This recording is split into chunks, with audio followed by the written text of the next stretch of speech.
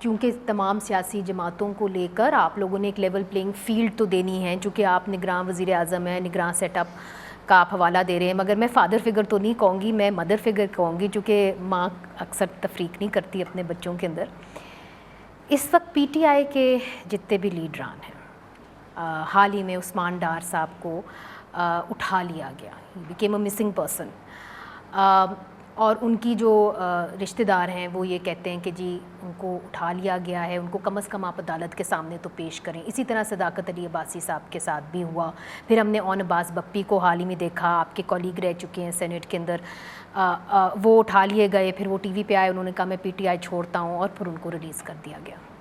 تو ایک عام لوگوں میں ایک تاثر ہے کہ پی ٹی آئی کو لڑنے نہیں دیا جائے گا الیکشن، اور ان کے لوگوں سے لائلٹیز تبدیل کی جائیں گی۔ تو آپ کو نہیں لگتا کہ لیول پلینگ فیلڈ نہیں ہے پی ٹی آئی کے لیے؟ دیکھیے، ایک تو میں اس تاثر کو بالکل رد کرتا ہوں کہ پاکستان تحریک انصاف کے ساتھ بطور پارٹی اس کو ٹارگٹ کیا جا رہا ہے، اور پولیٹیکل پروسیس سے اس کو یا تو ایلیمینیٹ کرنے کی کوشش کی جا رہی ہے یا ڈیورس کرنے کی کوشش کی جا رہی ہے۔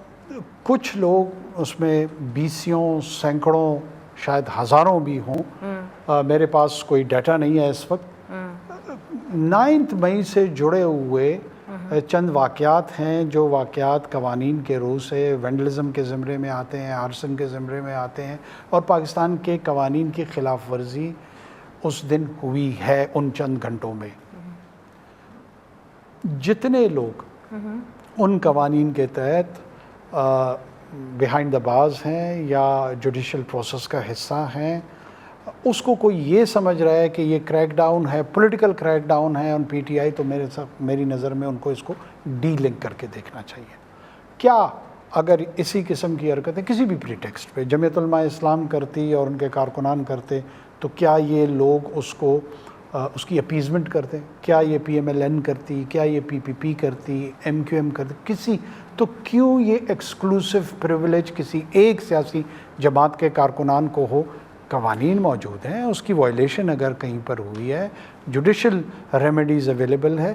بعض اوقات اگر کوئی ایسی ایلیگیشن یا ایکیوزیشن ہے انڈیویجول بیسس پہ کہ اسٹیٹ کے بہیسٹ پہ کسی نے ان اپروپریٹ اپلیکیشن آف لاس کی ہے اور آؤٹ آف پروپورشن فورس کی اپلیکیشن کی ہے، اس کو انڈیویجول بیسس پہ ایگزامن کر کے ہم دیکھیں گے، اور جہاں جہاں ہوگا ایڈمنسٹریٹو ریمیڈی بھی دینے کی کوشش کریں گے، اس کو ٹھیک کرنے کی۔ میرا خیال ہے لوگ یہ سوال اس لیے بھی کرتے ہیں کہ جو پی ٹی آئی کی خواتین ہیں ان کے اوپر ابھی تک چارجز جو ہیں وہ فریم نہیں ہوئے، اور وہ مئی سے جیلوں کے اندر ہیں، اب چارجز فریم نہیں ہو رہے۔ اتنے طویل عرصے تک چارجز نہ فریم ہونا، ان کا اس طرح حراست میں رہنا، تو وہ ایسے لگتا ہے کہ جو اسٹیٹ ہے وہ ونڈکٹیو ہو گئی ہے، ریونج کر رہی ہے۔ تو اسٹیٹ کو انصاف تو کرنا ہے، مگر ریونجفل تو نہیں ہو سکتا۔ نہیں، اس میں کوئی شک نہیں ہے، کوئی اسٹیٹ وینجفل نہیں ہوگی، ریونجفل بھی نہیں ہوگی، جسٹس کی طرف جائے گی۔ اس میں میں پرٹیکولر ڈیٹیلز پہ پھر دوبارہ آپ کو کہوں گا کہ انڈیویجول کامنٹس تو شاید میں نہ کروں۔ یہ ضرور ہے کہ لیٹ سے جو چارج فریم کرنا ہے، اس پروسیس میں پروسیکیوشن کا کیا رول ہے، ڈیفنس لائرز کا کیا رول ہے۔ آپ کو پتہ ہے کہ ہمارے ہاں کوئی بہت پرومسنگ جوڈیشل ارینجمنٹ یا سسٹم نہیں، آپ کا اپنا لا کا بیک گراؤنڈ ہے، آپ کے پورے خاندان کا لا کا بیک گراؤنڈ ہے، جہاں بہت ساری بہتر چیزیں ہیں، وہاں پر ہمارا کرمنل جسٹس سسٹم جو ہے اس کی ان بلٹ فلاز ہیں، مگر اس کا خمیازہ آپ کو اٹھانا پڑے گا نا۔ لیکن اس کو اگر انٹینٹ آف دا اسٹیٹ کے طور پہ ٹرانسلیٹ کیا جائے تو دیٹ از ناٹ کریکٹ۔